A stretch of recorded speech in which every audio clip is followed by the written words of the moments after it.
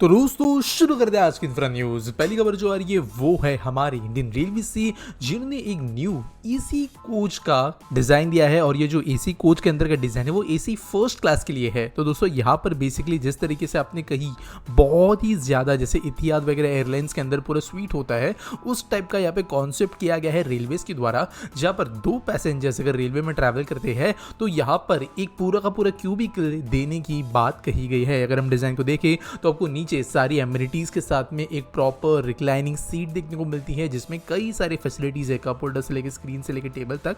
और जबकि हम ऊपर के स्लीपिंग बर्थ को अगर देखें तो आप स्क्रीन, चार्जिंग सॉकेट्स, शूज रखने की जगह और बाकी जो छोटी मोटी एक्सपेक्टेड फैसिलिटीज होती है वो सारी की सारी दिए गए हैं। तो यहाँ पर दोस्तों ये जो डिजाइन है वो आरसीएफ कपूरथला के अंदर बनाया जाएगा वैसे कहा गया है। अभी वैसे फाइनली टाइम है इन चीज़ों को बनने के लिए, काफ़ी समय इनको लगेगा। पैनोरामिक विंडोज यहाँ पर होगी और रेलवे बोर्ड के सामने ये प्रेजेंट किया गया है। अगर बात करें कैपेसिटी की तो यहाँ पर जो फर्स्ट एसी कोच होगा यहाँ पर 30 बर्थ्स आएंगे इस डिज़ाइन के बाद में। करेंटली वैसे सिर्फ 24 बर्थ्स होते हैं एसी के अंदर। ये डिज़ाइन कुछ ऐसे तरीके से बनाया जा रहा है कि यहाँ पर 30 लोग सफ़र कर पाएंगे।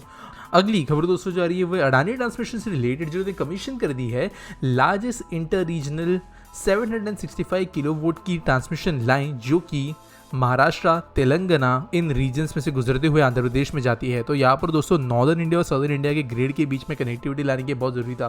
रिसेंटली खारगर वाली जो टर्मिनल लाइन है मुंबई के पास में, वो भी अडानी ने कंप्लीट कर ली थी। तो ये एक बहुत बड़ा जॉइंट अकम्पलिशमेंट है, क्योंकि नॉर्दर्न इंडिया का बिजली का ग्रिड सदर्न इंडिया का बिजली ग्रिड जो है वो काइंड ऑफ थोड़ा पीछे चला गया था और कनेक्टेड नहीं था। इसके कारण यहाँ पे प्रॉपर कनेक्टिविटी इंश्योर करना जरूरी था, क्योंकि अगर देश का हिस्सा कोई भी सिंगल ग्रिड से जुड़ा हुआ है तो वहाँ पे इशू आने के बाद में बिजली का फ्लो जो है वो बहुत ज़्यादा इफेक्ट हो सकता है। इन लाइंस की वजह से 4500 megawatts of power western southern reason के अंदर जा पाएगी। और आने वाले समय में जो बड़ी लेवल पे रिन्यूएबल एनर्जी जनरेशन हो रहा है वेस्टर्न इंडिया के अंदर, जो ड्राई एंड हॉट है, वो बिजली अब सदर्न इंडिया के अंदर भी जा पाएगी, चाहे वो हैदराबाद हो, कुरनूल हो, वारंगल हो या ऐसे ही कोई रीजन। अगली खबर दोस्तों जो आ रही है वो है national highway authority of India से, जो जल्द ही शुरू करने वाले हैं काम 86.5 किलोमीटर लंबे एक्सेस कंट्रोल हाईवे के ऊपर, जो कि दिल्ली मुंबई एक्सप्रेसवे का एक हिस्सा होगा और एक्सटेंशन होगा, और इसका नाम है नरनौल अंबाला हाईवे। तो दोस्तों ये बेसिकली ट्रांस हरियाणा हाईवे के नाम से जाना जाएगा।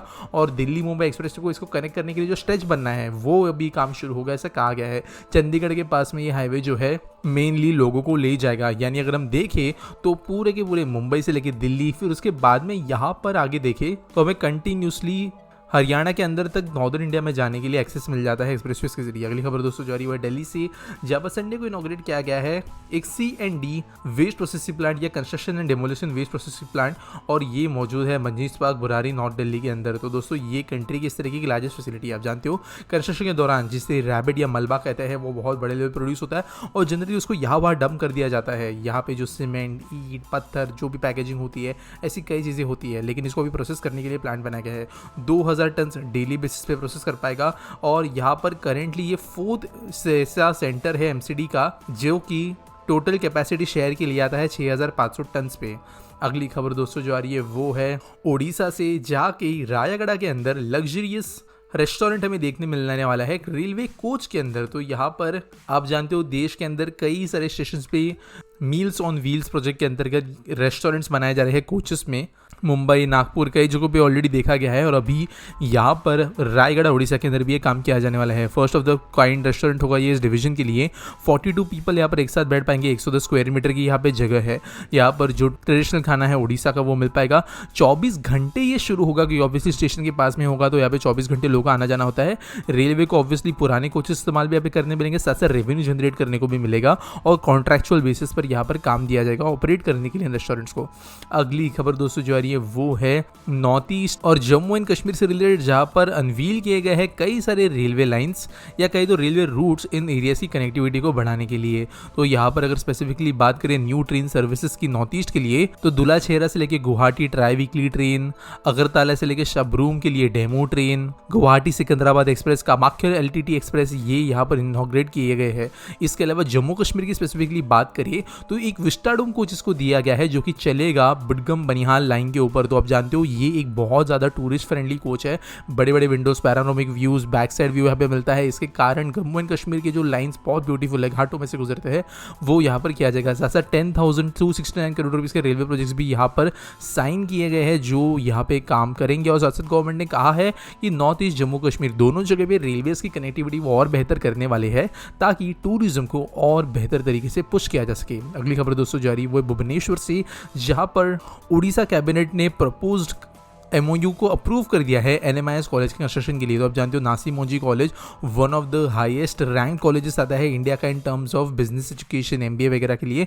और यहाँ पे इस कॉलेज का एक वर्ल्ड क्लास कैंपस भुवनेश्वर में बनेगा, इसके लिए अप्रूवल दिया गया है। यहाँ पर वैसे कॉलेज ने कहा है कि 30% स्टूडेंट्स जो यहाँ पर एडमिट होंगे वो ओडिशा के अंदर ही से होंगे बेस्ड ऑन मेरिट, और 40 एकर्स के लैंड पर ये बनेगा जो कि लीज लैंड होगा। अगली खबर दोस्तों जो आ रही है वो है हमारे rail infrastructure development company Karnataka से रिलेटेड, जिसके मैनेजिंग डायरेक्टर के द्वारा कहा गया है कि L&T जो कॉन्ट्रैक्टर है मालिकी लाइन या corridor 2 of Bengaluru suburban rail के लिए, उनको अपना काम एक्सपेडाइट करने के लिए। तो दोस्तों वैसे 40 महीनों का काम यहाँ पर बताया गया था इस पूरे लाइन को कंप्लीट करने के लिए, और यहाँ पर 12 महीनों का काम हो चुका है, जिसको देखते हुए यहाँ पे अभी काइंड ऑफ आइडिया मिल गया है कि काम किस तरीके से चल रहा है।